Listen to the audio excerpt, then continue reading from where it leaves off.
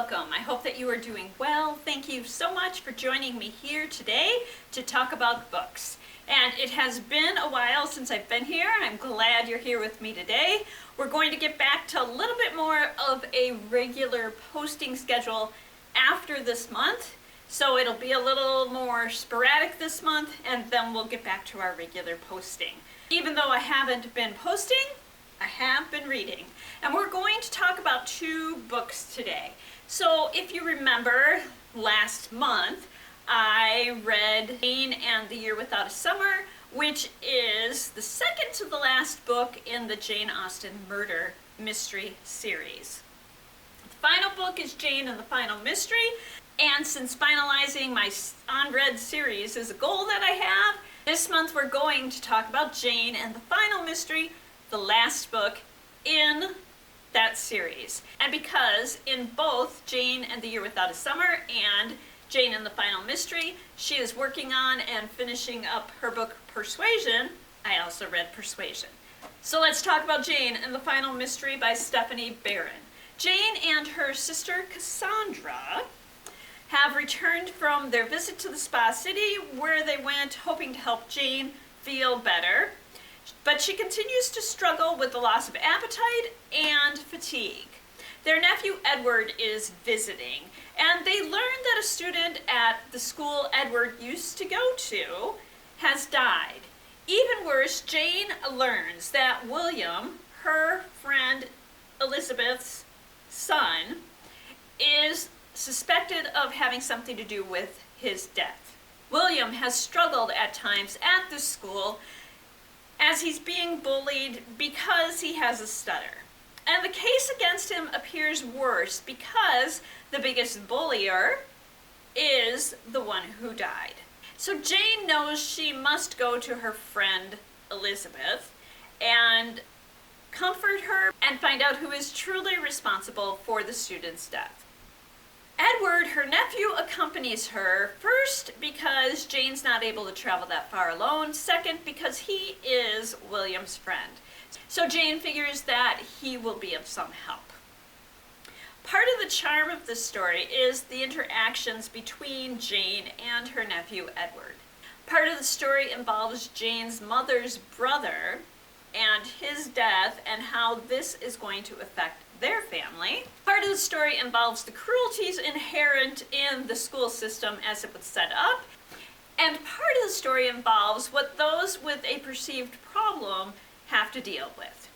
This was not my favorite book of the series, but it was definitely worth the read, if only to experience Jane's interactions with her nephew. And now, onto my favorite of Jane Austen's books, Persuasion. And I was glad that I took the opportunity to read this book again. The story differs from Jane Austen's other books in that the main character, Anne, is in her late 20s, as opposed to her late teens or her early 20s. Here is the story. 8 years prior to the time that this story is taking place, Frederick Wentworth, who was a sailor at the time, proposed to Anne Elliot. And after at first accepting, she was persuaded by her family and her dead mother's best friend to turn him down. Now, all these years later, thinking about him, she questions whether she did the right thing. The Elliot family, which consists of Anne's father, her oldest sister Elizabeth, and their youngest sister Mary, and Mary is married to Charles Musgrove. Sir Walter Elliot, their father, is a shallow and vain man.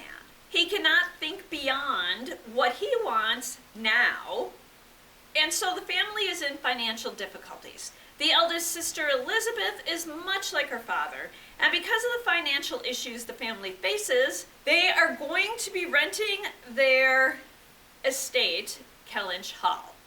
The renters are Admiral Croft and his wife, Sophia. The Elliots move to Bath, a spa city. Anne is left behind, first to take care of finishing up everything that needs finished up at Kellynch Hall. Second, to go stay with her sister Mary, who is not feeling the greatest right now. And the plan is that Lady Russell, her dead mother's best friend, is going to pick up Anne from her sister Mary's house, take her to her place, and then when Lady Russell goes to Bath, she will bring Anne with her. Here are a few things to know. Anne's sister Mary is self-absorbed. And if she's not the center of attention, or she doesn't have interesting things to do, she imagines that she's ill and she makes a fuss. Anne's visits help Mary because it gives Mary an audience to tell her stories to and to tell her complaints, but Anne also helps her take care of all the domestic things that Mary struggles with. The Musgroves, Mary's husband and his family, become close with Admiral and Sophia Croft. They visit the Musgroves, and the Musgroves return the visit. Sophia Croft is Frederick Wentworth's sister, and now he is a captain, not just a sailor. And he was the man who had proposed to Anne 8 years before. Captain Wentworth, while visiting his sister, becomes close to the Musgroves. And because of this, he and Anne are often brought into the same circles, which is at first uncomfortable for Anne, but she gets used to it, and they're often in the same rooms together. But Anne feels that she is handling it well. She also realizes that she still has feelings for him.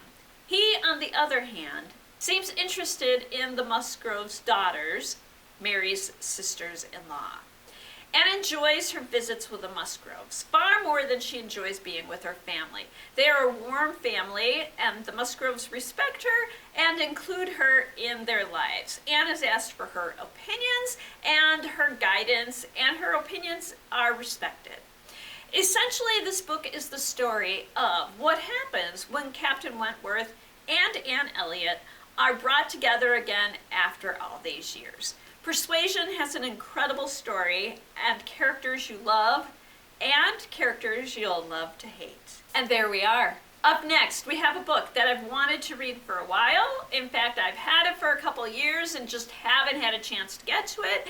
And so I will be reading tomorrow and tomorrow and tomorrow.